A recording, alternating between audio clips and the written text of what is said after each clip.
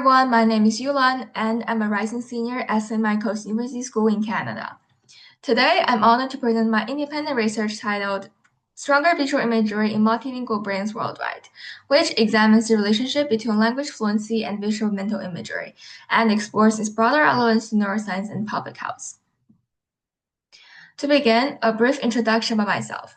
At school, I'm actively involved in our peer-tutoring program, the varsity badminton team, and the school symphony orchestra where I play cello.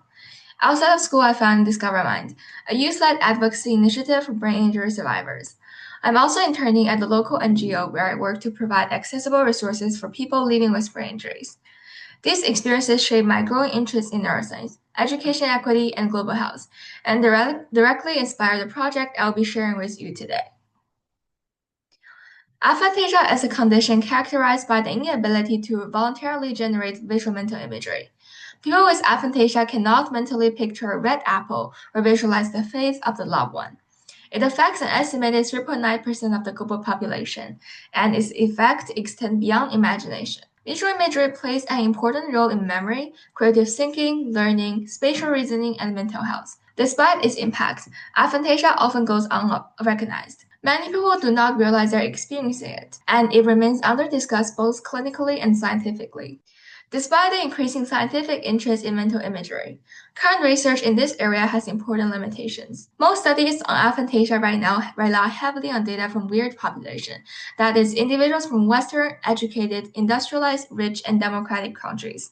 As a result, the global prevalence and variability of aphantasia remain poorly understood. In parallel, the cognitive benefits of multilingualism have been well documented, particularly in domains like executive function and neuroplasticity. However, its potential relationship to visual mental imagery has received little attention. Because visual imagery plays a critical role in both education and health communication, I wanted to investigate whether multilingual experience might influence imagery ability.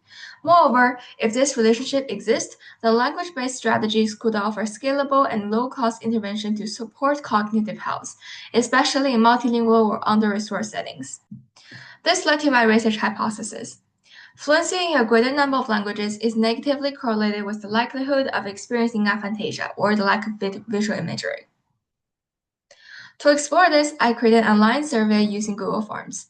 The survey included the Vividness of Visual Imagery Questionnaire, or VVIQ, a standardized and widely used self-report tool that measures mental imagery vividness. The form also included questions about participants' age, number of fluent languages, and other demographic variables. Informed consent statements were embedded directly in the survey. The link was distributed via social media platforms such as Discord and Instagram and was shared with adolescents between the ages of 16 and 18 living in southwestern Canada. The study was conducted between May and June of 2024 and received approval from a scientific review committee. In total, 32 participants completed the survey out of 521 who received the link, resulting in a completion rate of 58%. Participants self-reported the number of languages they spoke fluently. The VVIQ scores were calculated by summing up the responses to 16 questions, with total scores ranging from 16 to 80. Higher scores indicated more vivid mental imagery, while scores of 32 or lower were used to categorize individuals as being in the aphantasia range. Participants were then grouped into 5 categories based on the number of languages they spoke fluently. The language fluency breakdown was as follows. 206 participants were monolingual, 80 participants were bilingual, 12 participants were trilingual, representing 4% of the sample. 3 participants were quadrilingual, and 1 participant was fluent in 5 languages. Despite the small number of highly multilingual participants, the trend in VVIQ scores were clear and consistent. Monolingual participants had an average VVIQ score of 49.4. Bilingual participants scored 57, trilingual averaged 60, quadrilingual scored 63, and the 1 participant fluent in 5 languages had a score of 69. These results suggest that visual imagery vividness increases with the number of fluent languages spoken. Let's look more closely at individuals who scored in the aphantasia range. So I found that 10 participants, or 3.3% of the sample, scored 32 or below. This proportion aligns closely with the previously established global prevalence of 3.9%. Notably, 80% of those 10 individuals were monolingual. Furthermore, no participants fluent in more than 2 languages fell into the aphantasia range.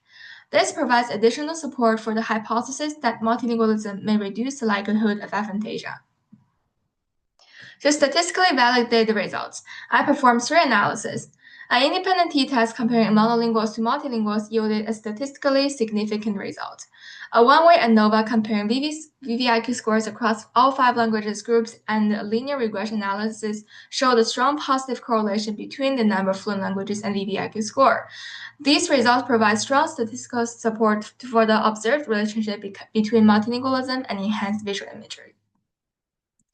The question then arises, what might be happening in the brain to explain these findings? Based on existing fMRI literature, several mechanisms may be involved. First, multilingual individuals may exhibit enhanced resting state functional connectivity between language processing regions such as the left inferior frontal gyrus and visual areas such as the occipital cortex.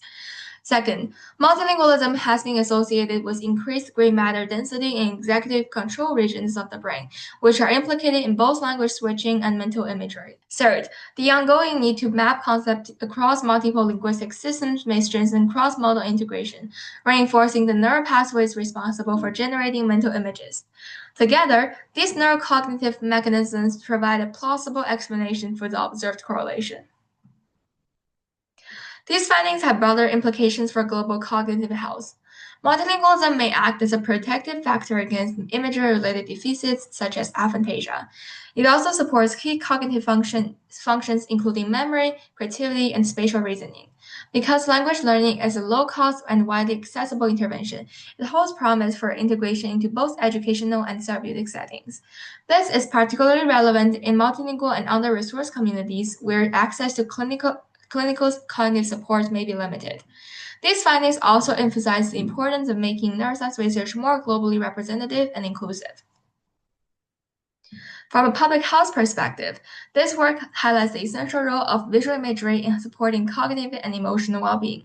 Multilingualism enhances brain function and may reduce the likelihood of imagery-related deficits. Because language learning is affordable and widely scalable, it could also be used as a non-clinical cognitive support tool. As such, public health and education systems should consider promoting multilingualism as a way to build cognitive resilience, especially in diverse and underserved populations. In summary, language is not just a medium for communication, it is a tool for brain health. These are my references. So I would like to thank the Johns Hopkins Global Health Leadership Conference for the support for this opportunity to present my research. I'm also really grateful to all the participants who completed the survey and to my family for their continued support. I'll also thank the Journal of Emerging Investigators for publishing my entire research paper. Thank you so much for your attention, and feel free to reach out to me via my email or link.